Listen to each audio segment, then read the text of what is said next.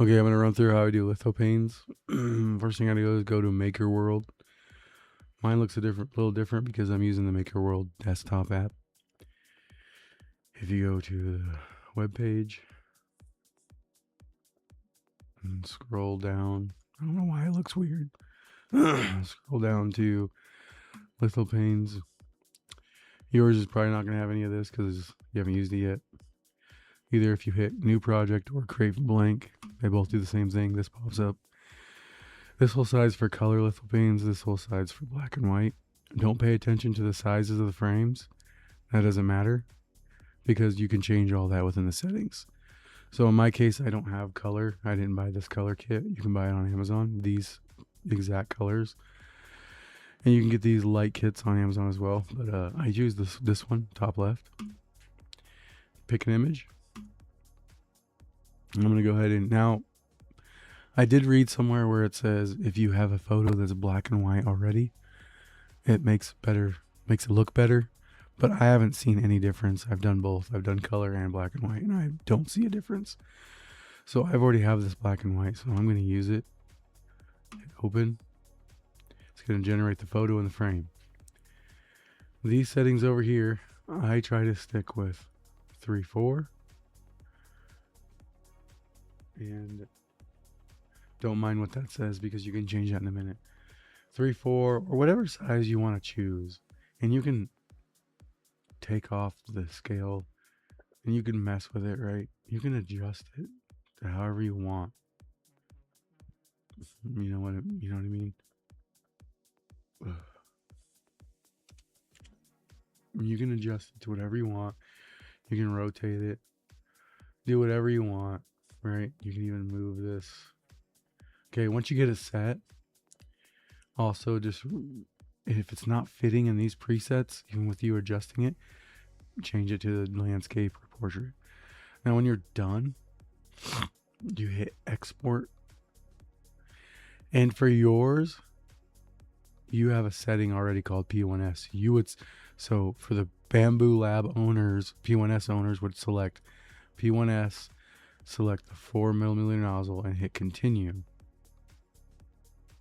It's going to generate an STL file of the lithopane photo as well as the frame. Just give it a minute to generate. This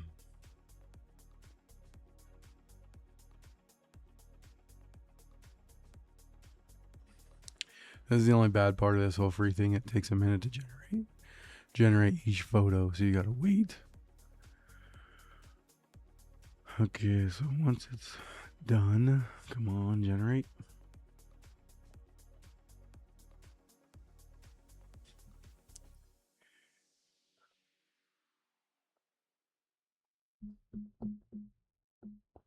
Doing it this way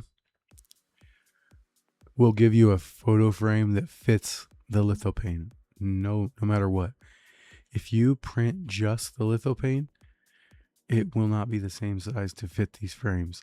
So I made the mistake of printing like 12 frames and then went back and printed 12 pictures solo, but they didn't fit the frame. And I couldn't figure out why.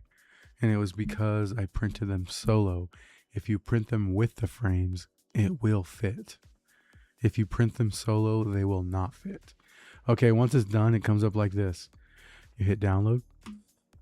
Up here on the top right, you'll see it download. Shrink it. Bring over to my,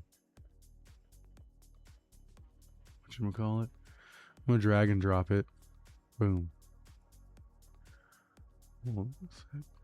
Give it a second.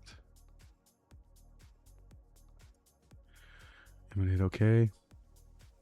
Yes, Anycubic. It's asking me all this because I chose the Bamboo P1S settings, but I drag and dropped it in and saying, hey, those were Bamboo settings.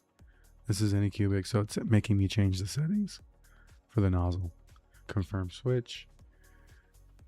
Let me get this down. Okay, so this is how this lithopane maker does it. They have their own cradle they want to print this in. I don't like that. It's a waste of material. And I know my printer can print this without it. So what you do over here is you go to objects and you go to scaffolding. Highlight each scaffolding by holding down the control key and then right click, delete, boom. Now you have just the lithopane. And it does 2 plates, one for the frame and one for the photo. So what I do, I'm on my lithopane settings. Once I go to global again, or yeah, I can change it. Lithopane settings, and I'm ready to print. Once I delete the scaffolding, again, to do the scaffolding, you'll be in objects. It'll say scaffolding over here. Highlight all the ones that say scaffolding and delete them. And that's it. You're already in your lithopane save setting. It will print this lithopane.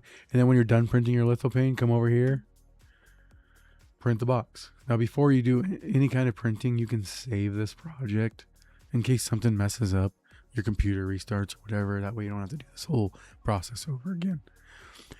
But just remember, when you print your box, take it off of lithopane settings, put it on the regular standard or whatever you normally print stuff in, because the settings won't be right for the box.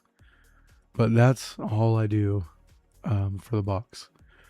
I print this lithopane with my lithopane settings, and then when I go to print the box, I switch it over to a normal.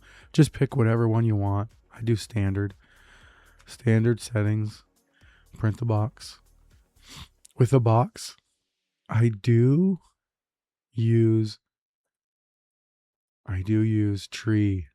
auto tree for the supports on the box, just to make sure these lines up here. If you don't use a support setting like tree, all this up here looks all crappy. It doesn't print right because it's cliffhanging. So I use a support so it prints all this nice and neat. But yeah, that's it. That's all I do.